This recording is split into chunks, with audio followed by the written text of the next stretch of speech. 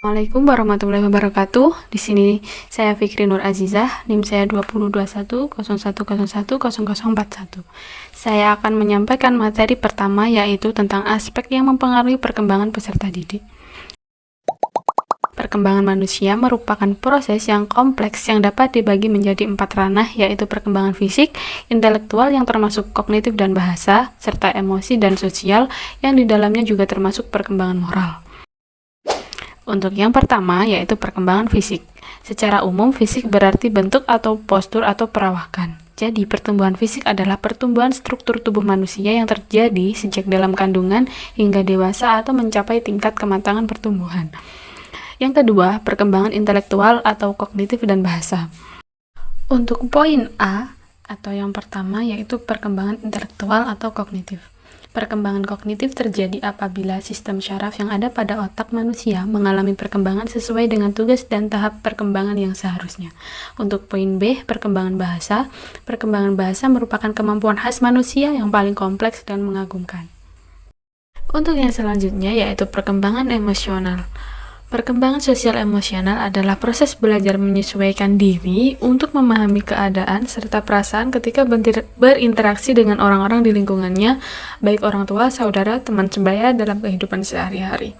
Dan yang terakhir adalah perkembangan moral. Berdasarkan tahap perkembangan moral menurut Lawrence Kohlberg, perkembangan moral siswa sekolah dasar berada pada pergeseran dari tahap 1, kepatuhan dan hukuman, tahap 2, instrumental relatif, dan menuju tahap 3, yaitu orientasi keselarasan interpersonal. Mungkin itu yang bisa saya sampaikan. Selanjutnya akan dilanjutkan oleh rekan saya.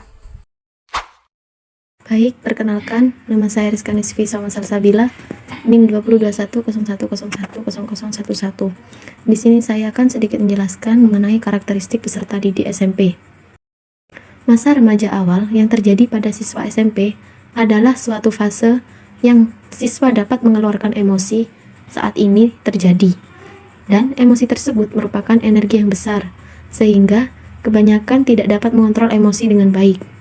Siswa SMP memerlukan kematangan emosi, sehingga mempunyai kemampuan dalam mengontrol emosi secara baik dan mampu untuk mengendalikan emosi yang saat ini ada pada dirinya, sehingga siswa dapat berpikir untuk kedua kalinya dalam bertindak.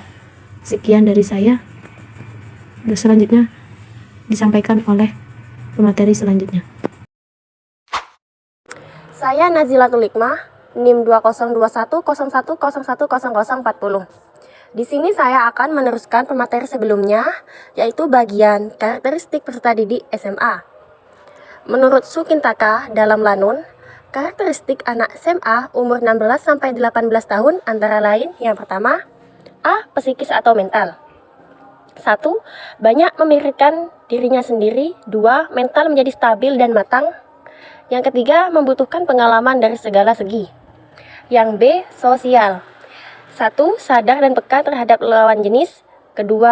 Lebih bebas. 3. Berusaha lepas dari lingkungan orang dewasa atau pendidik. Yang C. Pengembangan. Motorik anak akan mencapai pertumbuhan dan perkembangan pada masa dewasanya. Keadaan tubuhnya pun akan menjadi lebih kuat dan lebih baik.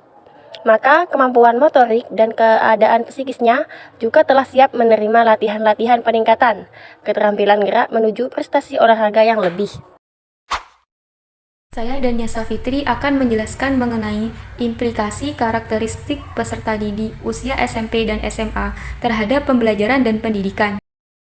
Pertama, implikasi karakteristik etnik terhadap pembelajaran.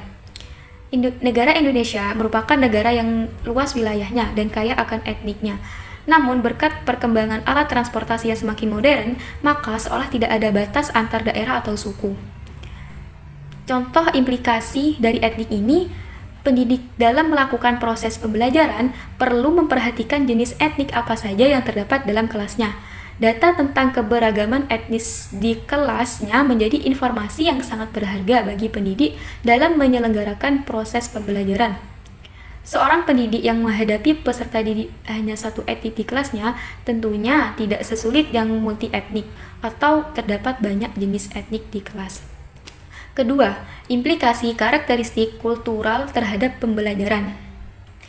Meskipun kita telah memiliki jargon Sumpah Pemuda yang mengakui bertumpah darah satu tanah air Indonesia, berbangsa yang satu, bangsa Indonesia, dan menjunjung tinggi bahasa persatuan bahasa Indonesia.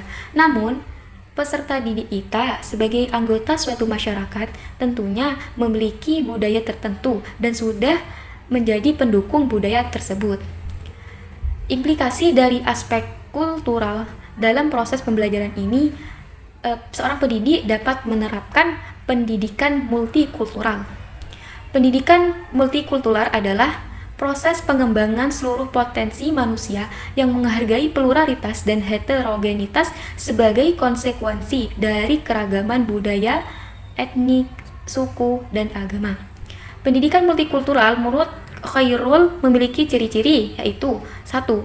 Tujuan membentuk nilai-nilai luhur kemanusiaan. 2. Nilai-nilai bangsa dan nilai-nilai kelompok atau etnis. 3. Metodenya demokratis yang menghargai aspek-aspek perbedaan dan keberagaman budaya, bangsa, dan kelompok. 4. Evaluasinya ditentukan pada penilaian terhadap tingkah laku anak didik yang meliputi aspek persepsi, apresiasi, dan tindakan terhadap budaya lainnya. 3. Implikasi karakteristik status sosial terhadap pembelajaran. Manusia diciptakan Tuhan dengan diberi rizki berupa pekerjaan, kesehatan, kekayaan, kedudukan, dan penghasilan yang berbeda-beda.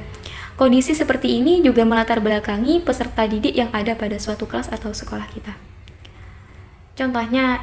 Contoh aplikasi karakteristik status sosial terhadap pembelajaran.